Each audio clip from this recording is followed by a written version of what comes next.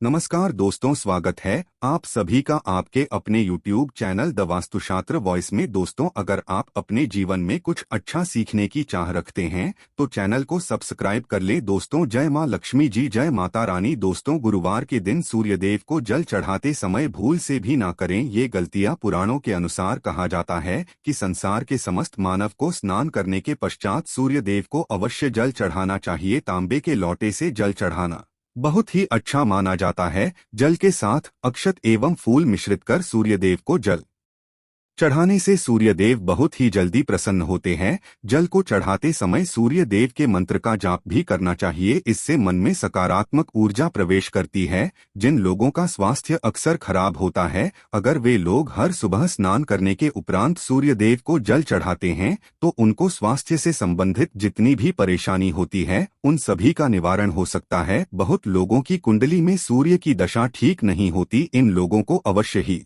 रोजाना स्नान करने के पश्चात सूर्यदेव को जल चढ़ाना चाहिए। इससे उनके जीवन में जो भी खराबी है उसमें सुधार आ सकता है। सवाल यह है कि सूर्य भगवान को कैसे जल चढ़ाएं एवं कब जल चढ़ाएं। चलिए अब हम बात करते हैं कि सूर्यदेव को जल चढ़ाते समय हमें किन बातों का ध्यान रखना चाहिए। अगर आप सूर्यदेव को जल चढ़ाते समय ये गलतियां कर रहे हैं तो सूर्यदेव को जल चढ़ाना और ना चढ़ाना एक समान है। आइए जानते हैं सूर्यदेव को जल चढ़ाते समय होने वाली गलतियों के बारे में। हो सकता है कि इन्हीं गलतियों के कारण आपके रोजाना सूर्यदेव को जल देने से भी आपको किसी भी तरह का कोई लाभ हासिल नहीं हो पा रहा है। परंतु दोस्तों, उससे पहले आपसे रिक्वेस्ट करते हैं कि वीडियो को लाइक जरूर कर दीजिए और अपने दोस्तों को शेयर कर दीजिएगा। और अगर आपने अभी तक चैनल को सब्सक्राइब नहीं किया है तो चैनल को सब्सक्राइब करके बेल आइकन दबा लें। दोस्तों, सबसे पहली बात, पूर्व की ओर मुख रखें। सूर्य देव को हमेशा पूर्व की ओर मुख रख के जल चढ़ाना चाहिए। जल चढ़ाते समय उस जल की छींटें आपके पैरों के ऊपर नहीं पड़नी चाहिए। हमेशा इस बात का ध्यान रखिए कि जहां से भी आप जल चढ़ा रहे हैं उस स्थान से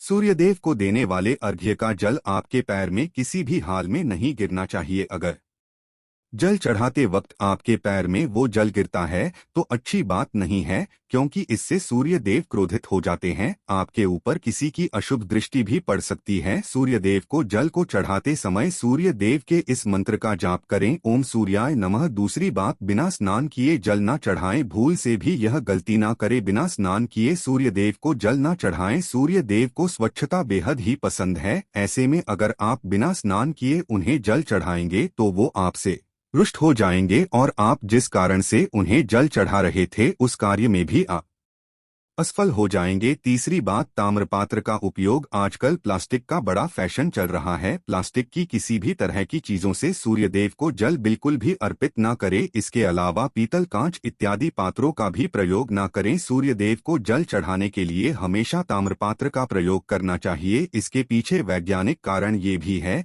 कि सूर्यदेव की उष्णता से प्लास्टिक से कुछ जहरीली गैसें निकलती हैं जो हमारी सेहत के लिए अच्छी नहीं होती। चौथी, ब्रह्मा मुहूर्त में ही अर्पित करें जल। कोशिश करें कि ब्रह्मा मुहूर्त में ही आप सूर्यदेव को जल अर्पित करें। ब्रह्मा मुहूर्त का समय अर्थात सुबह के 3 से 5 बजे का समय सूर्यदेव को जल अर्पण करने का सबसे अच्छा समय माना जाता है। जल चढ़ाने से पूर्व आपके नियमित क्रियाकलाप भी पूर्ण होने चाहिए। आप स्वच्छ वस्त्र पहनकर ही सूर्य को जल चढ़ाएं। ऐसा करने से 9 ग्रह की कृपा जल चढ़ाने वाले मानव के ऊपर सदैव बनी रहती है। पांचवी, अक्षत एवं फूल अवश्य हो। सूर्यदेव को जल चढ़ाते समय जल में अक्षत, रोली, फूल अवश्य होने चाहिए। अगर आपके पास कुछ भी नहीं है तो अक्षत से काम चला सकते हैं, बस खाली सिर्फ जल न चढ़ाएं। छठी बात, हाथ सिर के ऊपर रखें। हमेशा अपने हाथ को सिर के ऊपर रखकर ही सूर्यदेव को जल अर्पित करना चाहिए। जब जल की धारा देव को अर्पित करते वक्त गिरती है तो उसी धारा से सूर्यदेव को देखना चाहिए। कहा जाता है कि ऐसा करने से मानव के ऊपर सूर्यदेव की कृपा बनी रहती है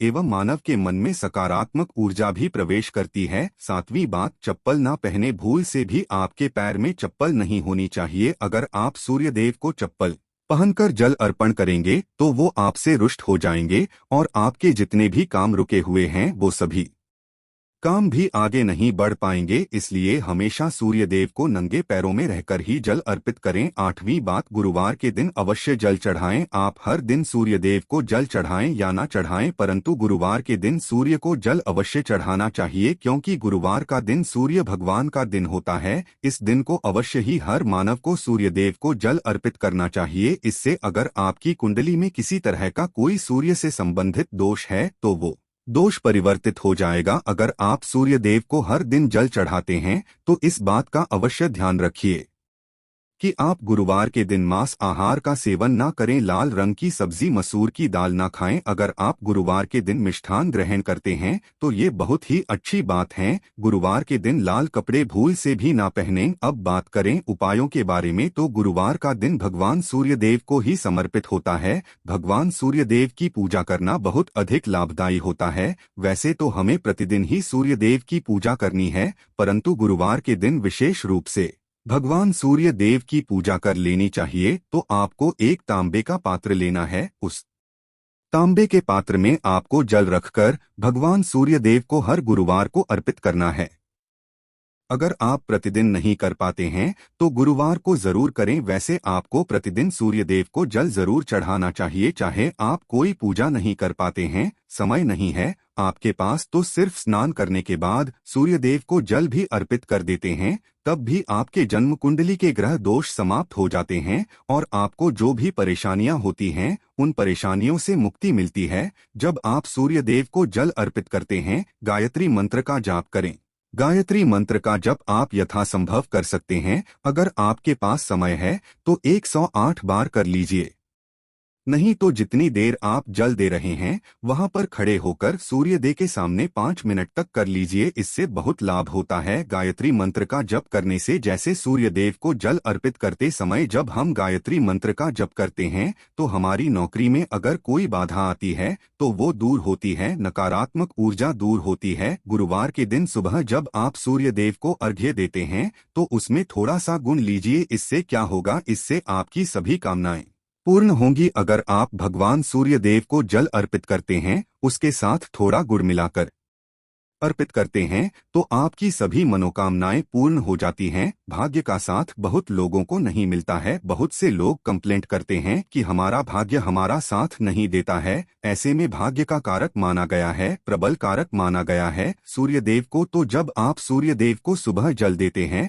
तो जल देते समय आपको गायत्री मंत्र का जप करना है और उसके अलावा आपको भाग्य का साथ चाहिए तो गुरुवार के दिन गुड़ और चावल का दान करना अच्छा माना जाता है। गेहूं का दान भी कर सकते हैं। गेहूं और गुड़ का दान करना बहुत श्रेष्ठ माना जाता है और इसको करने से आपके सभी काम बनने लग जाते हैं। अगर आप ये दान करते हैं तो सूर्य देव की कृपा से आपके जो काम होते हैं, जो रुके हुए हैं, बनने लग जाते हैं। भाग्य का साथ आपको हासिल हो जाता है। अगर आपके आत्मविश्वास में कमी आ गई है, पराक्रम में कमी आ गई है और आत्मविश्वास आपका कमजोर होता जा रहा है तो ऐसे में आपको चाहिए कि गुरुवार के दिन अपने माथे पर लाल चंदन का तिलक लगाएं। लाल चंदन जल में डालकर भगवान सूर्य देव को अर्घ्य दे दीजिए और अपने माथे पर भी आपको लाल चंदन का तिलक लगाना है। जब आप जल देते हैं भगवान सूर्य यदेव को, तब आप उसमें लाल चंदन डालेंगे। जब सूर्य देव को जल अर्पित करते हैं तो उसके बाद उस तांबे के पात्र में थोड़ा सा जो लाल चंदन है वो किनारे पर लगा होता है।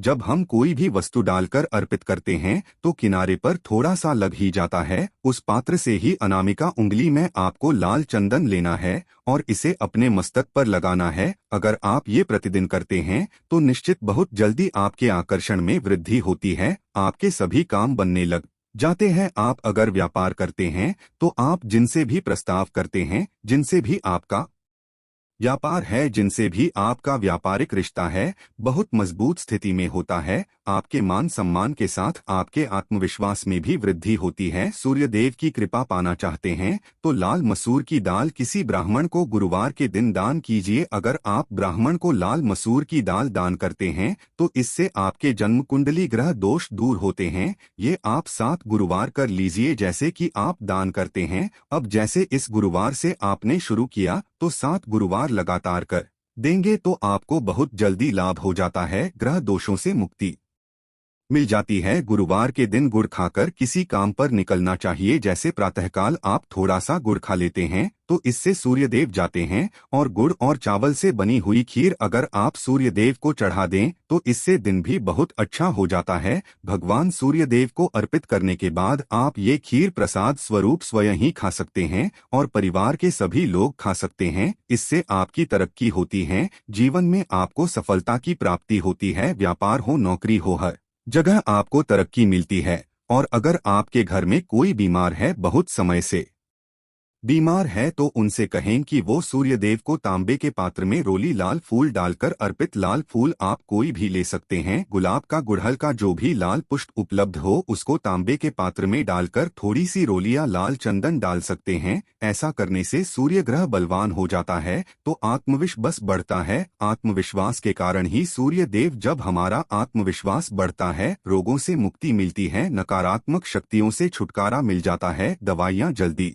ही काम करने लग जाती है। गुरुवार के दिन आदित्य हृदय स्तोत्र का पाठ जरूर करना चाहिए। अगर आप चाहते हैं आपको सूर्य ग्रह का पूर्ण लाभ हासिल हो, चाहे आपकी जन्म कुंडली में सूर्य मजबूत स्थिति में भी हो, तब भी गुरुवार को आपको आदित्य हृदय स्तोत्र का पाठ जरूर करना चाहिए। आदित्य हृदय स्तोत्र का पाठ अगर आप 3 बार करते हैं प्रतिदिन, या फिर 3 बार गुरुवार को भी कर लेते हैं, तो इससे भी आपके जीवन की परेशानियां दूर होती है। आपके मन में कोई भी मन्नत हो, हमने शुरू में ही कहा, गुण चाहिए, संतान चाहिए, मान चाहिए, आत्मविश्वास चाहिए, शिक्षा में सफलता चाहिए, नौकरी में सफलता चाहिए, सरकारी नौकरी चाहिए, जीवन में आपकी कोई भी परेशानी हो, उस परेशानी से मुक्ति पाने के लिए आपका आत्मविश्वास बलवान होना बहुत आवश्यक है। अगर आपके अंदर आत्मविश्वास होगा तो आप किसी भी परेशानी से मुक्ति पा लेंगे। और आत्मविश्वास की प्राप्ति तभी होती है जब हमारी जन्म कुंडली में अच्छी स्थिति में। एक बहुत ही अचूक उपाय हम आपसे शेयर करने वाले हैं,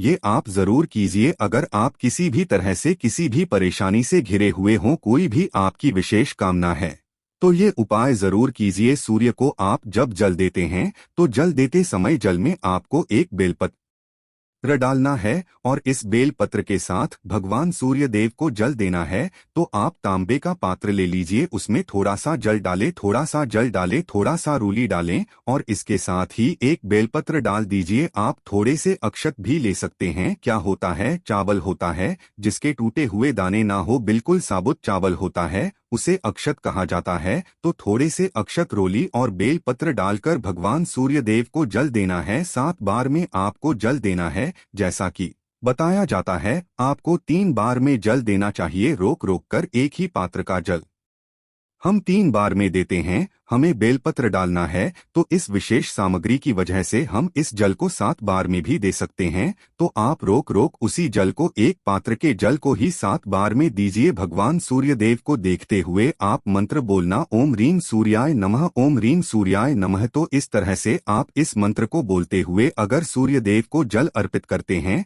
तो जल्दी ही आपकी मनोकामनाएं पूर्ण हो जाती है। आपकी जो भी कामना है भगवान सूर्यदेव से कही। थोड़े समय तक आप आदित्य हृदय स्तोत्र का पाठ कर सकते हैं, चाहे तो 1 या 3 बार या फिर 108 बार गायत्री मंत्र का जाप कर लीजिए, या भगवान सूर्यदेव का कोई भी एक मंत्र जिसका आप 108 बार जप कर सकते हैं। जरूर इस प्रयोग को कीजिए, इससे आपकी कामना बहुत जल्दी पूर्ण हो जाती है। दोस्त, आज की वीडियो में हमने सूर्य को मजबूत करने का उपाय बताया। सूर्य को मजबूत करना बहुत आवश्यक है। सूर्य आत्मा के कारक है और सबसे जरूरी है आत्मविश्वास का बली होना। अगर हम अपने जीवन में किसी भी तरह की सफलता पाना चाहते हैं तो बहुत जरूरी है कि आप सूर्यदेव की आराधना कीजिए, प्रतिदिन कीजिए, और गुरुवार के दिन विशेष रूप से कीजिए। उम्मीद करते हैं आज की वीडियो से आपको लाभ अवश्य होगा। आज के लिए बस इतना ही, मिलते हैं अगली वीडियो में। तब तक के लिए जय सूर्यदेव महाराज जी की जय, भोलेनाथ जी की। अगर आप भी चाहते हैं